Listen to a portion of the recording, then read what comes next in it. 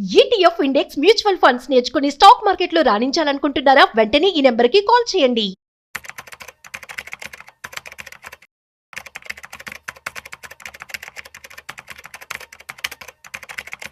Present మనతో ఉన్నారు stock market analyst Sundar Ramareddy గారు.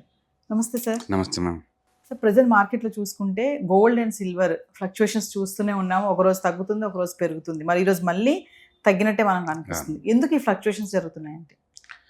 బేసికల్గా ఏ మెటల్ అయినా సరే ఒకే డైరెక్షన్లో కపుల్ ఆఫ్ డేస్ పోవటం తర్వాత ఆగిపోతుందండి. అండ్ ఇది కూడా టూ మచ్ పెరిగింది. 2025 belongs to silver and gold. And silver అయితే ఆల్మోస్ట్ 170% దాకా వచ్చి వెళ్ళిపోయింది. గోల్డ్ అయితే ఆల్మోస్ట్ 70% దాకా వచ్చేసింది. ఆ గెయిన్స్ని సస్టైన్ కావడానికి కోసం చాలా టైం పడుతుంది. అందుకని 2026 అబ్నార్మల్ రిటర్న్స్ అయితే రావు. మీరు ఏదైనా రీజనబుల్ ఎక్స్పెక్టేషన్ పెట్టుకుంటే పర్వాలేదు, కానీ లాస్ట్ ఇయర్ ట్రెండ్ ఇంకా కంటిన్యూ అవుద్ది, ఇంకా ఎక్కువ వస్తుంది అనుకోవటం మన భ్రమ. కాబట్టి ఇప్పుడు ఆ గెయిన్ సస్టైన్ కావాలి కాబట్టి కపుల్ ఆఫ్ మంత్స్ వరకు కూడా సౌదీ మార్కెట్లో వెళ్ళే ఛాన్స్ ఎక్కువ ఉంది. అందుకే ఈ సంవత్సరం నేను పెట్టిన టార్గెట్ +-15% అన్నది. అందుకంటే ఎక్కువ పోదు, అందుకంటే తక్కువ పడే ఛాన్స్ లేదు.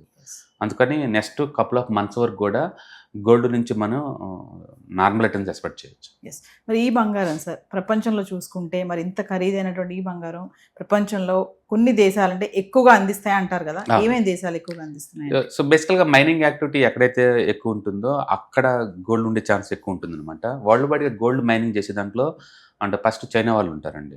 చైనా వాళ్ళు సంవత్సరానికి ఆల్మోస్ట్ 375 టన్స్ మ్యానుఫ్యాక్చరింగ్ చేస్తారు వాళ్ళు మైనింగ్ యాక్టివిటీ ద్వారా. వాళ్ళు యాక్చువల్లీ ఇంపోర్ట్స్ అంతకంటే ఎక్కువ చేసుకుంటారు, ఇంకా చాలా కూడా అది. అండ్ రెండో దేశం రష్యా అనమాట. 325 టన్స్ వీళ్ళు రష్యా వాళ్ళు తయారు. వరల్డ్లోనే సెకండ్ ద బిగ్గెస్ట్ ప్రొడ్యూసర్ అనమాట రష్యా.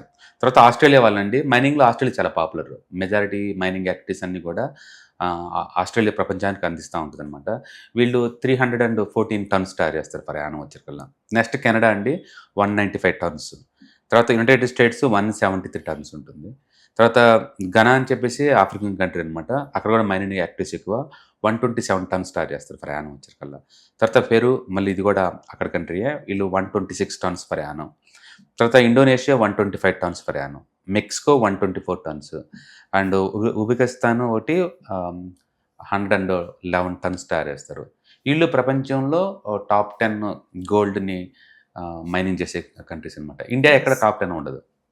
సో రీసెంట్గా కియోసాకి కూడా ఒక అంచనా వేశారు కదా, బంగారం ధరలు, వెండి బంగారం ఇలా ఉంటుంది, స్టాక్ మార్కెట్ ఇలా ఉంటుంది అని చెప్పి ఒక అంచనా వేయడం అయితే జరిగింది. సో బేసికల్గా ప్రతి ఒక్కళ్ళు మార్కెట్ని ప్రెడిక్ట్ చేస్తూ ఉంటారండి. ఆయన rich dad poor dad book రాశారు కాబట్టి, చాలా పాపులర్ అయ్యారు కాబట్టి ఏదో డైలాగ్ పడతారు. ఇప్పటివరకు అయితే స్టాక్ మార్కెట్ కొలాప్స్ అవుతుందని చెప్పేసి 30 టైమ్స్ చెప్పాడు లాస్ట్ 2 ఇయర్స్లో. అది పెరుగుతూనే ఉంది. కాబట్టి ఒక వ్యక్తి ఇచ్చే ప్రెడిక్షన్ పట్టుకొని మనం దూరం పోద్ది అందూరం పోద్ది అని చెప్పలేం, కానీ బట్ ఓవరాల్గా అయితే ఎస్, బంగారం డిమాండ్ ఉంది, ఇప్పటికీ ఉంది. దాని అర్థం ఎవ్రీడే పెరిగిద్దని కాదు, ప్లస్ మార్నింగ్ కల్లా 1% అవుద్దని కాదు కదా. సో ఇయర్లీ యావరేజ్ మీద మనం 10 to 15% హిస్టారికల్ డేటా పెట్టుకోవచ్చు. ఇప్పుడు ఎందుకు పోదు అంటే లాస్ట్ ఇయర్ బాగా పెరిగింది కాబట్టి. అంత పెరిగే ఛాన్స్ లేదు. బట్ సెంట్రల్ బ్యాంక్స్ మొత్తం సపోర్ట్ ఉంది కాబట్టి ఆ ప్రైస్ సస్టైన్ అవుతుంది అని అంటుంది. కాబట్టి నెక్స్ట్ కపుల్ ఆఫ్ మంత్స్ వరకు కూడా మనం +-15% చొప్పున రొటేట్ అవుతూ ఉంటుంది. 3 lakhs వరకు వెళ్ళిపోతానన్న వెండి ధర చూసుకుంటే కొంచెం క్రమేపీ తగ్గిపోతుంది సార్. మార్కెట్ ఎలా ఉంది ఈరోజు? 3 lakh వరకు వెళ్తుందంటే డెఫినెట్గా వెళ్తుంది వెండి. బట్ అది ఈ సంవత్సరం వెళ్తాను గ్యారంటీ ఏం కాదు. ఓకే, ఇండస్ట్రీ వైజ్ డిమాండ్ పెరుగుతున్నమాట నిజం. అది ఎలక్ట్రికల్ వెహికల్స్ కావచ్చు, 5G టెక్నాలజీ కావచ్చు, ఆర్టిఫిషియల్ ఇంటెలిజెన్స్ కావచ్చు, డేటా సెంటర్స్ కావచ్చు, మొత్తం మీద వాటికి హ్యూజ్ డిమాండ్ పెరుగుతుంది. అదే టైంలో మైనింగ్ యాక్టివిటీ తగ్గుతుంది. యాక్చువల్గా ప్రపంచంలో బిగ్గెస్ట్ మైనింగ్ చేసే 2 మైన్స్ క్లోజ్ చేస్తున్నారు ఈ సంవత్సరం. దాంతో ఇంకొంచెం డిమాండ్ ఎక్కువ ఛాన్స్ ఉందని చెప్పేసి వరల్డ్ వైడ్గా అబ్నార్మల్ మూవ్ జరిగింది. బట్ ఎంత డిమాండ్ ఉన్నా సరే అది 170% నువ్వు జస్టిఫికేషన్ చేసుకోలేరు. అంటే too much speculative activities run అవుతున్నాయి.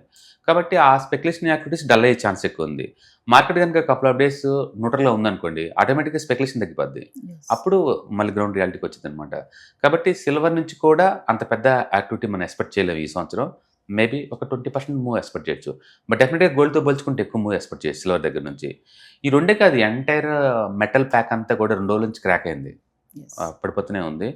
అండ్ కాబట్టి టెంపరీగా మూమెంట్ మిస్ అవుతుంది అనుకోవచ్చు, పాజిటివ్ మూమెంట్ మిస్ అవుతుంది. ప్రెసెంట్ మరి గోల్డ్ పైన సిల్వర్ పైన ఇన్వెస్ట్మెంట్ పెట్టే వాళ్ళకి టైం బాగుందంటారు, పెట్టొచ్చు అంటారా? ఏమంత డిస్కౌంట్లో ఉందని పెట్టడానికి మీరు ఎస్ఎఫ్ఎల్ ధర కావాలంటే కొనుక్కుంటూ పోవచ్చు, వాటిని ఆపద్దు long term point of view అయితే. బట్ 1 వీక్ 1 మంత్ కోసం అయితే మాత్రం చార్ట్స్ బాగలేదు. చార్ట్స్ ఏంటంటే దిద్దుబాటు గురవుతున్నాయి అంటారు కదా, దాన్ని టైం కరెక్షన్ జరుగుతుంది ప్రస్తుతానికి. కాబట్టి మళ్ళీ ప్యాటర్న్ బ్రేక్అవుట్ అయితే తీసుకోవాలి. కాబట్టి ఆల్ టైమ్ హై ఏదైతే ఉందో ఆ ప్రైస్ గుర్తుపెట్టుకోండి, అది బ్రేక్అవుట్ అప్పుడు మళ్ళీ తీసుకోండి అంతే. ఎస్. మొదలు తీసుకోవటం బెటర్. ఎప్పుడైనా మూవింగ్ యావరేజ్ దూరంగా వెళ్ళిపోయిందంటే ప్రాఫిట్ బుక్ చేసుకోవడం బెటర్. దగ్గరకు వచ్చి రివర్స్ అయ్యేటప్పుడు మళ్ళీ కావాలంటే ఎంటర్ అవ్వచ్చు అనమాట. కాబట్టి ఫుల్ బ్యాక్ బ్రేక్అవుట్స్ వీటిని వాడుకుంటూ మనీ మేక్ చేసుకోవచ్చు. ఈ పాయింట్ ఆఫ్ టైంలో ఎవరైనా ఉంటే కనుక ప్రాఫిట్ బుక్ చేసుకొని డిప్ కోసం వెయిట్ చేయడం బెటర్. ఎస్. రీసెంట్గా ఒక న్యూస్ చూసాను సార్, ఎలాన్ మస్క్ కూడా ఈ సిల్వర్ రేట్లు ఇలా పెరగడంతో కొంచెం డల్ అయినట్టుగా, అంటే వెండికి బదులు వేరే మెటీరియల్స్ని యూజ్ చేస్తున్నారు అని చెప్పేసి ఒక వార్తలు కూడా మనం వింటున్నాం. ఎందుకంటారు? బేసికల్గా Elon Musk major business, one of the business వచ్చేట్లు టెస్లా కార్స్. ఎలక్ట్రికల్ కార్స్లో యావరేజ్ మీద 30 grams నుంచి 50 grams వరకు సిల్వర్ వాడతారు, పల్సెట్ కోటింగ్ లాగా కండక్షన్ కోసం.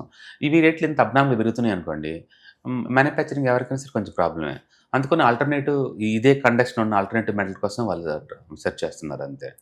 ఏదైనా సరే ఎంత ఇండస్ట్రియల్ డిమాండ్ అయినా సరే ఈ 170% అబ్నార్మల్ మూవ్ని మనం తీసుకొని కన్సిడర్ చేయలేము అనమాట. కాబట్టి too much speculative activities run అవుతున్నాయి, అది ఎంతకంత ఆగిపోయే ఛాన్స్ ఎక్కువ ఉంది. కాబట్టి 2026లో లాస్ట్ ఇయర్ అంత రిటర్న్స్ అయితే ఖచ్చితంగా రావు. అందుకని అందరు కూడా ఏంటంటే బిఏ కన్జర్వేటివ్ అని చెప్పేసి రికమెండ్ చేస్తున్నారు. ఈ సంవత్సరం ఎంటైర్ మార్కెట్స్ కూడా ఎంతకంత వాలటిలిటీకి గురయ్యే ఛాన్స్ ఎక్కువ ఉంది. ఎందుకంటే అమెరికా మార్కెట్ బిహేవియర్ చూస్తే కనుక వేరే దేశ వాళ్ళని కిడ్నాప్ చేయటాలు, అంతర్జాతీయ సంస్థ నుంచి కంప్లీట్గా బయటికి రావడానికి ట్రై చేయటాలు, అండ్ ఇండియా మీద 500 ట్యాక్స్లు వేస్తాము, చైనా మీద వేస్తాము, బ్రెజిల్ మీద వేయటం అంటారు. ఇలాంటి అన్నిటి వల్ల ఏంటంటే అమెరికన్ మిడ్ టర్మ్ ఎలక్షన్స్ అయిపోయేంత వరకు కూడా అండ్ 1 more year లాస్ట్ ఇయర్లోనే వాలటిలిటీ వచ్చింది అనుకోవచ్చు. కాబట్టి లాట్ ఆఫ్ అన్ప్రెడిక్టివ్ థింగ్స్ జరుగుతున్నాయి మార్కెట్లో. కాబట్టి మన వాలటిలిటీ జోన్లో ఉన్నట్లు లెక్క. అందుకని నథింగ్ ఈజ్ సస్టైనబిలిటీ అనమాట. Too much up and down అవుతూ ఉంటుంది. అందుకని ఎంతకంత ప్రాఫిట్ ఉన్న వాళ్ళందరూ బుక్ చేసుకొని డిప్ అండ్ బై చేయడం ద్వారా మనం మనీ మేక్ చేసుకోవచ్చు. సో వ్యూవర్స్, మరి mutual funds, ETFs, index funds, retirement planning, పిల్లలు ఉంటే కనుక పిల్లల ఫ్యూచర్ ప్లాన్, ఎక్కడ ఇన్వెస్ట్మెంట్ చేయాలి, ఎలా ఇన్వెస్ట్మెంట్ చేయాలి, ఎంత ఇన్వెస్ట్మెంట్ చేయాలి, మరి బెస్ట్ ఫండ్స్ ఏంటి, హై రిటర్న్స్ ఇచ్చే ఫండ్స్ ఏమున్నాయి, ఫినాన్షియల్ ప్లానింగ్ ఎలా చేయాలి, మరి వీటిపైన అవగాహన కావాలనుకుంటున్నారా? ఖచ్చితంగా మరి January 10th and 11th 6 PM to 9 PM అంటే 3 hours ఆన్లైన్ క్లాసెస్ నిర్వహించబోతున్నారు సుందర్ రామరెడ్డి గారు, స్టాక్ మార్కెట్ ఎనలిస్ట్. మరి ఇంట్రెస్ట్ ఉన్న వాళ్ళు ఎన్రోల్ చేసుకోండి.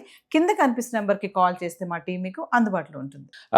ఈ month January 10th, 11th Saturday, Sunday and 6 hours online webinar ETFs, index funds and mutual funds మీద జరుగుతుందండి.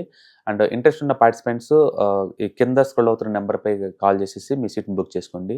ఇందులో మీకు ఈటీఎఫ్స్ అంటే ఏంటి, ఎన్ని రకాల ఈటీఎఫ్స్ ఉన్నాయి, అండ్ కొత్త ఈటీఎఫ్స్ని ఎలా ట్రాక్ చేసుకోవాలా, అండ్ ఎన్ఎస్సి లేదా బీఎస్సీ నుంచి ఎక్కడి నుంచి వీటిని ట్రాక్ చేసుకోవాలా, అలాగే mutual funds and best mutual ఫండ్స్ని ఎలా పిక్ చేసుకోవాలా, అండ్ మ్యూచువల్ ఫండ్స్ని బెస్ట్ వాటిని పిక్ చేసుకోవడానికి కావాల్సిన స్కానర్స్, ఆ సాఫ్ట్వేర్స్ వాటి గురించి, అండ్ ఇండెక్స్ ఫండ్స్ ఎలా తీసుకుంటే, ఎలా కంపేర్ చేసుకుంటే బెస్ట్ వాటిని పిక్ చేసుకోవచ్చు.